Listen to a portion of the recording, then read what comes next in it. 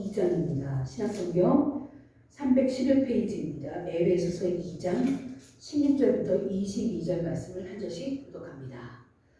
16절 말씀 제가 먼저 교독합니다. 또 십자가로 이 둘을 한 몸으로 하나님과 화목하게 하려 하심이라. 원수된 것을 십자가로 소멸하시고 또 오셔서 먼데 있는 너에게 평안을 전하시고 가까운 데 있는 자들에게 평안을 전하셨으니 이는 그로 말미암아 우리들이 한 성령 안에서 아버지께 나아감을 얻게 하려 하시니라. 그러므로 이제부터 너희는 유인도 아니요 나그네도 아니요 오직 성도들과 동일한 시민이요 하나님의 본속이라. 너희는 사도들과 선지자들의 터 위에 세우심을 입은 자라. 그리스도 예수께서 친히 모퉁이 돌이 되셨느니라. 그의 안에서 건물마다 서로 연결하여 주 안에서 성전이 되어가고 다 같이 너희도 성령 안에서 하나님이 거하실 처소가 되기 위하여 그리스도 예수 안에서 함께 지어져 가느니라. 아멘. 오늘은 거룩한 교회의 속성에 대해서 말씀을 드리려고 합니다. 우리가 일반적으로 교회의 속성, 그 성격을 말할 때는 네 가지를 말합니다. 단일성, 거룩성, 보편성, 사도성. 이 네 가지는 저희들이 신학 공부하면서 항상 시험에 나오는 문제예요. 이 네 가지는 필수로 외우고 있어야 되는 거예요. 이 네 가지 속성을 모두 고백하고 있는 것이 니케아 신조입니다. 니케아 신조를 이제 말씀을 드리려면 시간이 너무 오래 걸립니다. 어쨌건 니케아 신조에서 이 교회의 속성, 이 네 가지를 공표를 했습니다. 우리가 신학 고백을 하고 있는 사도신경에는 두 가지가 나옵니다. 우리가 사도신경 좀 아까도 고백을 했는데 성령을 믿사오며 거룩한 공의와 등등등등 하면서 믿사옵나이다 이렇게 고백을 하잖아요. 여기서 거룩한 공예에 이 교회의 속성 두 가지가 들어있습니다. 거룩한, 거룩성, 공예. 이 공예에는 보편성이 들어있습니다. 이 공예는 공교회로 우리가 이제 공적인 일, 우리가 예를 들면 공과 사를 구별해라 이런 말을 하잖아요. 공적인 일과 사적인, 개인적인 일을 구별해서 행동해라 이런 말을 많이 들어보셨죠. 여기서 이 공예는 공적인 교회를 말하고 있는 거예요. 그러니까 개별적인 아닌 공적인 모두를 포함하고 있는 이 공적인 이 일을 이것을 공적인 할 때 이 공이 보편성을 말하고 있습니다. 이렇게 사도신경은 교회의 두 가지 성격을 고백하고 있습니다. 거룩성, 보편성. 이에 따라 우리는 일반적으로 교회의 속성으로 네 가지를 말하고 있습니다. 제가 금방 말씀드린 단일성, 거룩성, 보편성, 사도성. 오늘은 제가 이 교회의 속성 네 가지에 대해서 여러분들에게 이제 말씀을 드리려고 합니다.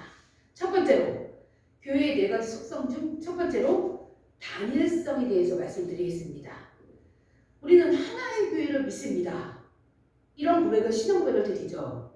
여기서 하나의라고 표현되는 이 단일성은 시대나 지역에 관계없이 모든 교회를 하나의 교회라는 그런 의미입니다. 단일성. 모든 교회는 하나다. 이것을 말하고 있는 것이에요. 하나님은 이미 여러 교회를 세우시지 않고 단 하나의 교회만을 세우셨습니다. 머리이신 주님이 한 분으로 모든 교회는 하나예요. 우리 주님이 한 분이듯이 교회도 하나인 것입니다. 이 권선동에만도 교회들이 엄청 많습니다. 그러나 각각의 교회 이름을 갖고 있더라도 이 교회는 하나예요. 우리 주님이 머리이시고 모든 교회는 합해서 하나의 교회인 거예요. 그래서 단일성을 강조하고 있습니다. 오늘 본문 에베소서 2장에는 이 단일성에 대해서 엄청나게 2장 전체를 우리가 사실은 읽어야 돼요. 근데 다 읽지 못하고 끝부분 말씀만 저희들이 봉독을 했는데 이 2장 말씀을 보면 2장에서 에베소 사람들을 향하여 이 글을 쓴 이 에베소 교회에게 글을 쓴 사도 바울이 말합니다. 너희는 이라고 불러요. 1절을 보면 너희는 죽은 자들이었다. 그 말을 하고 또 2절에서는 너희는 세상 풍속을 쫓고 공중의 권세 잡은 자, 즉 사단을 따르는 자들이었어. 이러면서 너희가 이런 자들이었다. 이렇게 사도 바울이 말을 하고 있습니다. 3절부터는 너희와 다른 우리가 나와요. 너희와 다른 우리, 사도 바울 본인과 예수님이 믿고 있는 모든 유대인들을 표현합니다. 그래서 우리는 지칭하는데 유대인, 예수님을 믿는 유대인, 그리스도를 영접한 유대인들을 말하고 있습니다. 그래서 문맥상 우리는 먼저 그리스도를 믿은 유대인들이고 너희는 이제 그리스도를 믿게 된 에베소 교인들, 즉 이방인을 말하고 있어요. 4절, 그런데 4절 5절을 보면 바울 사도는 우리가 그리스도와 함께 살았다 이런 말씀합니다. 8절에는 그런데 이제 너희가 그 은혜로 말미암아 구원을 얻었어 이렇게 말합니다. 4절 5절은 우리가 그리스도와 함께 살았는데 이제는 너희가 그 은혜로 말미암아 구원을 받았어 이런 말씀을 합니다. 그러면서 이제 우리와 너희가 같은 일이 일어났어 이런 말을 하고 있는 거예요. 오직 그리스도를 매개로 유대인에게도 이방인에게도 동일한 일이 일어난 것입니다. 사도 바울이 그걸 말하고 있는 거예요. 12절 13절 말씀을 보면 12절 13절은 여러분들이 성경을 보면서 큰 소리로 합독을 하겠습니다. 12절 13절 이어서 연속해서 합독을 해보세요. 시작. 12절 말씀입니다. 12절 시작. 그때 너희는 그리스도 밖에 있었고 이스라엘 나라 밖에 사람이라 약속의 언약을 닮은 외인이요 세상에서 소망이 없고 하나님도 없는 자이오니 이제는 전에 멀리 있던 너희가 그리스도 예수 안에서 그리스도의 피로 가까워지니라. 네, 그리스도 밖에 있던 너희, 유대인이 아닌 외인이었던 너희들이 그리스도 예수 안에서 가까워졌다. 예수의 피로 가까워졌다. 이런 말을 합니다. 그러면서 19절에 그러므로 이제부터 너희는 외인도 아니고 나그네도 아니고 오직 성도들과 동일한 시민이요 하나님의 권속이라고 말하고 있습니다. 이제는 예수 그리스도 안에서 너희는 이제 외인이 아니야. 나그네도 아니야.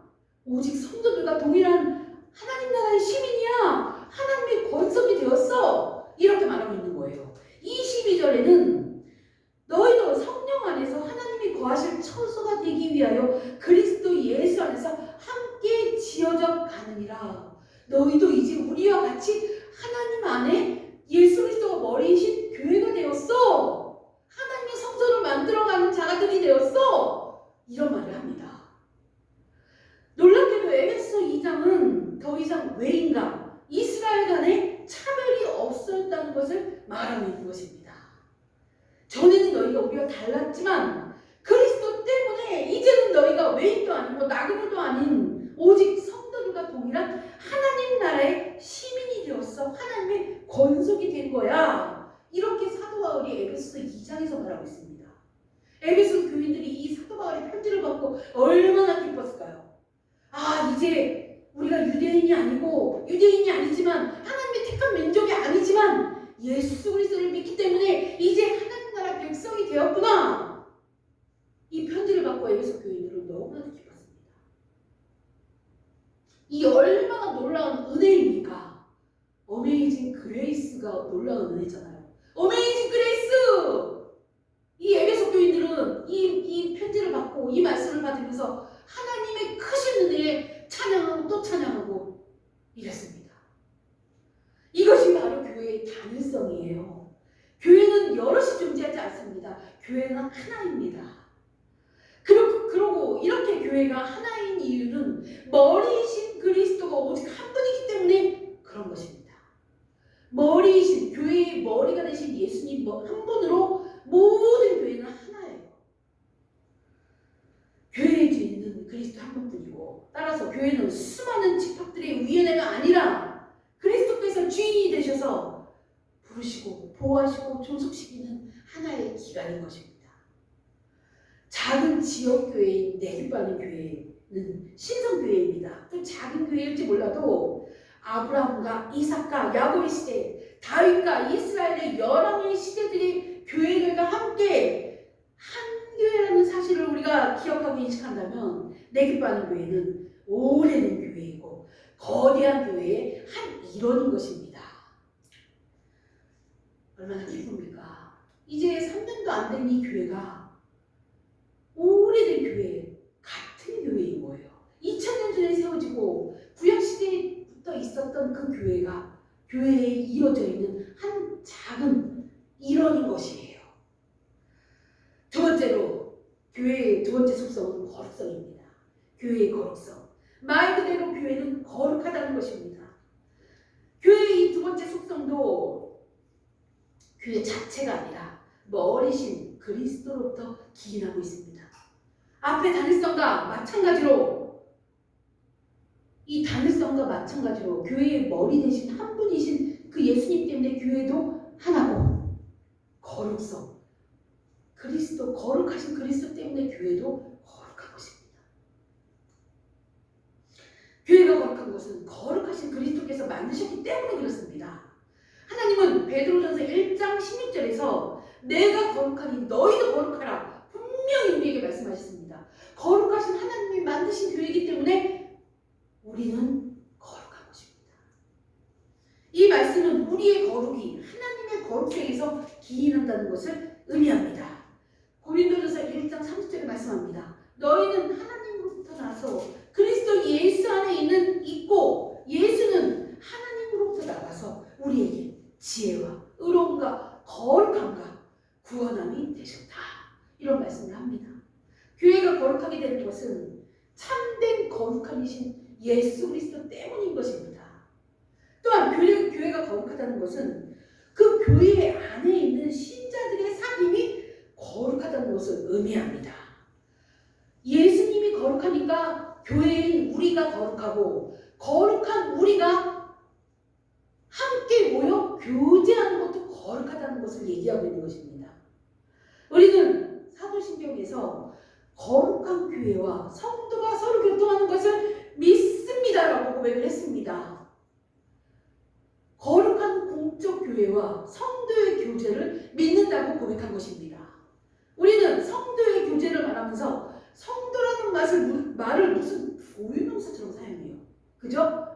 당연시 되면서 쓴단 말이에요. 성도. 이 성도라는 말 안에 성자가 거룩한 성이에요. 거룩한 신자라는 뜻이에요. 그렇기 때문에 우리는 우리 스스로 성도라고 우리를 지칭할 때 우리의 행위가 거룩하지 않고 우리의 모습이 거룩하지 않다면 성도가 될 자격이 없는 것입니다. 여기 거룩한 성자가 들어있다는 것은 종종 잊어버리고 있다는 것이에요. 하지만 성도라는 말 자체는 거룩함이 들어있음을 항상 기억해야 합니다. 거룩한 공예라는 이 말 안에 헬라어로 교회를 거룩한 공교회, 교회의 헬라어로 에클레시아 많이 들어봤죠? 에클레시아인데 이 에클레시아 앞에 거룩함을 의미하는 하기오스라는 단어가 붙어요. 하기오스 에클레시아, 거룩한 교회란 뜻이에요. 그리고 교제, 친교를 뜻하는 단어는 코이노니아, 이 코이노니아도 너무 많이 들어봤죠? 이 코이노니아를 사용하는데 이 코이노니아 앞에도 하기오스가 붙어요. 이게 뭐예요? 거룩한 교제라는 거예요. 거룩한 교회, 거룩한 교제. 그래서 사도신경의 이 고백은 나는 거룩한 공교회를 믿습니다. 그리고 나는 거룩한 교제를 믿습니다라고 고백하는 것입니다. 사도신경은 교회에 대한 신앙을 고백하면서 머리이신 그리스도께서 거룩하심으로 그분의 몸인 교회가 거룩하고 교회가 거룩하기 때문에 성도 간의 교제도 거룩하다는 것을 가르치고 있는 것입니다. 여러분들이 이것을 매 예배 때마다 고백하고 있는 것이에요. 교회는 단순히 세상의 친목단체가 아닌 거룩한 모임인 것입니다. 따라서 그들의 사귐은 일반적인 사귐이 아니라 거룩한 사귐이에요. 일반적인 사람들과 모임과 다르다는 것입니다. 우리는 식탁에 앉아서 또는 나무그늘 안에서 또는 차를 마시면서 또는 운동을 하면서 교제를 할 수 있습니다. 그러나 어떤 방식의 교제이든지 우리는 교회의 일원으로서 교제해야 하는 것입니다. 그래서 교회로 존재하는 우리들의 사귐은 거룩해야 하는 것입니다. 우리의 사귐과 교제는 그리스도 때문에 교회의 거룩함 때문에 거룩해야 하는 것입니다.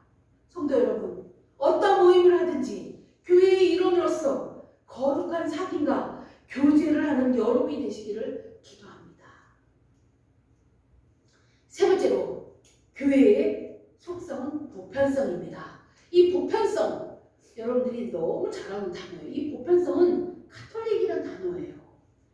천주교, 우리가 카톨릭이라 하죠. 이 카톨릭, 이 단어가 보편성이라는 뜻이에요. 카톨릭 교회, 보편성 교회, 이런 뜻인 거예요. 이 카톨릭이 이 보편성이라는 이 단어를 쓰면서 이 보편성이 어느 누구나 이런 뜻이에요. 이 보편성은 모든 일을 대상으로 한 공동체라는 뜻입니다. 이 카톨릭이라는 뜻이 모든 일을 대상으로 하는 공동체, 그런 뜻이에요. 즉 교회가 보편적이라는 말은 교회가 모든 장소에 또한 모든 사람으로 그리고 모든 시대에 걸쳐 있다는 말인 거예요. 교회는 다양해야 합니다. 교회는 특정 사람들만의 모임이 되어서는 안 되는 것입니다. 교회는 보편적이기 때문에 그렇습니다. 즉 교회는 모든 시대, 모든 장소, 모든 사람의 모임이어야 하는 것입니다. 그러므로 교회는 노인이나 은퇴자들만 모여 구성해서도 안 되고 또는 반대로 젊은이나 대학생들만을 대상으로 한 교회가 있어서도 안 되는 것입니다. 그리고 교회는 강남 부자들만 다니는 소위 격이 있는 교회가 되어서도 안 되고 정반대로 생활보호 대상자들만 모이는 교회가 되어서도 안 되고 혹은 불황자들만 있는 교회가 되어서도 안 되는 것입니다. 백인들의 교회, 흑인들의 교회가 있어서도 안 되는 것이고 장애인들만 모이는 교회나 퇴임한 목사님들만 모이는 교회가 있어서도 안 되는 것입니다. 교회는 보편적이기 때문에 그렇습니다. 그리고 바로 동시에 일치성을 가져야 하는 것입니다. 모든 사람이 예수 그리스도를 믿는 믿음 안에서 모이는 교회, 그것이 교회인 것입니다. 노인들도 그리스도께서 머리이신 교회에 속해야 되고 젊은이들도 그리스도께서 머리이신 교회에 속해야 하는 것입니다. 부자도 가난한 자도 같은 믿음을 가지고 모이는 것이 교회인 것입니다. 학생들도 회사원들도 공장 노동자들도 큰 회사의 회장님도 모두 하나의 신앙 고백으로 모이는 곳이 교회인 것입니다. 여기에 다양성이 빠진다면 교회라고 말할 수가 없는 것입니다. 여러분, 우리 교회가 어떤 교회가 되기를 원하십니까? 학식 있는 사람들이 모인 교회가 되기를 원합니까? 아니면 좀 더 젊은 사람들이 모여 활기찬 교회가 되기를 원하십니까? 이런 마음들을 모두 버리셔야 합니다. 교회는 보편적이기 때문에 그렇습니다. 우리 교회는 어느 누구나 올 수 있는 교회입니다. 그리고 이 교회는 언제나 같은 신앙 안에서 세워진다는 것을 명심하시길 바랍니다. 지능이 떨어진 자가 와도 장애가 있는 자가 와도 또는 감옥에 갔다 온 자가 와도 예수 그리스도를 주라 고백하는 모든 사람이 모일 수 있는 것이 교회인 것입니다. 나와 다르다고 해서 그 사람은 차별을 두어서는 안 된다는 것이에요. 나와 다른 색깔을 가진 인종이 온다고 해서 냄새나 싫어 이래서는 안 된다는 것이에요. 예수님을 믿는다면 어느 누구나 올 수 있는 교회가 되는 것입니다. 내 깃바른 교회는 그런 교회입니다. 여러분들 그 사실을 믿지 않고 깡패가 오더라도 예수님을 믿는다면 받아들여야 하는 것이 교회인 것입니다. 내 기뻐하는 교회는 이런 교회가 되길 원합니다. 성경의 가르침에 충실한 이상적인 교회는 빈부 기천의 구별이 없이 교육 정도의 차별이 없이 남녀노소의 구별 없이 모든 종류의 사람이 다 참여하며 같은 신앙을 고백하는 교회인 것입니다. 우리 교회도 이런 교회가 되기를 간절히 기도합니다. 네 번째 교회의 속성은 사도성입니다. 제가 단일성, 거룩성, 보편성을 말씀드렸습니다. 마지막으로 사도성입니다. 이 사도성이라는 말은 오늘 본문 20절 말씀에 나와요. 교회가 사도들과 선지자들의 터 위에 세워졌다. 이런 말씀이 20절에 나옵니다. 너희가 사도들과 선지자들의 터 위에 세워졌다. 이 말은 뭐냐면 즉 제자들이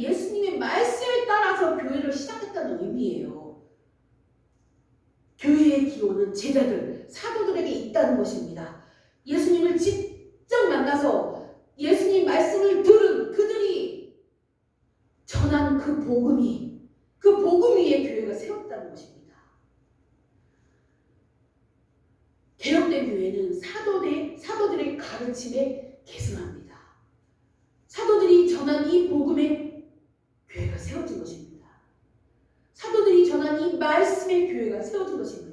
그래서 교회의 속성, 성격을 사도성이라고 네 번째로 정해서 우리가 그 계승을, 그 사도의 복음을, 말씀을 계승하고 있는 것입니다. 그런데 로마 가톨릭은 이 사도의 직분을 계승하기를 주장합니다. 그리고 신사도 운동 들어보셨죠? 이단이라고 우리가 여기기는 이 신사도 운동은 사도 직분이 부활됐다고 말을 합니다. 아니에요. 사도는 끝났습니다. 12사도로 끝났어요. 더 이상 성경에 말하는 사도는 이제 없습니다. 그런데 그들은, 신사도 운동에서는 그들은 사도가 부활했다고 말합니다. 그래서 이단이라고, 개혁교회에서 이단이라고 정하는 것이에요. 사도성은 직분이나 기적이 아니라 사도들이 전한 가르침에 있는 것이에요. 즉 말씀, 성경에 있는 것입니다. 그래서 여러분들 이걸 잘 기억해야 돼요. 사도성이 무슨 특정 어떤 사도가 다시 부활해서 그 사도가 전한 말씀이 아니라 성경을 말하고 있는 것이에요. 신약 성경에 이 사도들이 전한 이 복음을 말하고 있는 것입니다. 사도는 예수님께서 주와 구주라는 것을 구약 성경에 근거해서 증명하고 전파하고 가르쳤습니다. 그리고 기록으로 남겼어요. 그것이 성경인 것이에요. 우리는 이 사도의 가르침을 계승해서 복음을 전합니다.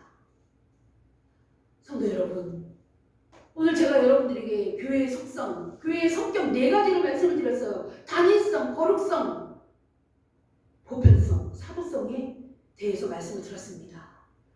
오늘 교회가 바로 이런 속성을 가졌다는 것을 인식하고 우리 교회가 진정 그러한 교회가 되도록 힘쓰는 일을 하는 여러분이 되시기를 기도합니다. 그리고 교회가 교회답게 되도록 하기 위해서 최선을 다해 노력하는 교회의 진정한 지체가 되시는 여러분들이 되기를 축복합니다. 기도하겠습니다. 아버지 하나님, 은혜를 감사합니다. 오늘 교회가 어떤 것이라는 것에 대해서 말씀을 통해 저희들이 배웠습니다. 아버지 하나님, 교회는 우리 자신을 말하고 있습니다. 성도 한 명 한 명이 교회입니다. 이들이 머리 대신 그리스도를 통해 몸의 구성을 이루고 있습니다. 아버지 하나님, 교회는 하나이고 교회는 거룩하고 교회는 모든 이들이 올 수 있는 곳이고 그리고 사도성으로 말씀 위에 세워진 곳입니다.